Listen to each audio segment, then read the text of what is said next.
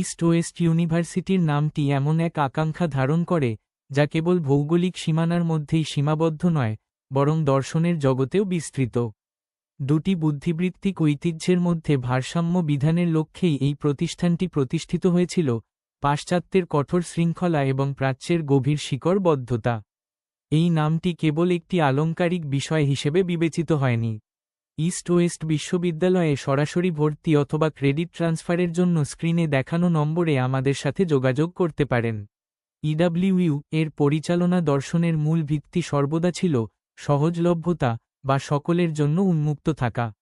মধ্যবিত্ত ও নিম্নবিত্ত পরিবারের শিক্ষার্থীরা, যারা প্রায়শই বেসরকারি উচ্চশিক্ষার অত্যধিক ব্যয় কারণে শিক্ষাগ্রহণের সুযোগ থেকে বঞ্চিত হন, এই প্রতিষ্ঠানের প্রাথমিক পরিকল্পনার মূল লক্ষ্যবিন্দু ছিলেন। এটি ছিল একটি সুচিন্তিত ও কাঠামোগত সিদ্ধান্ত।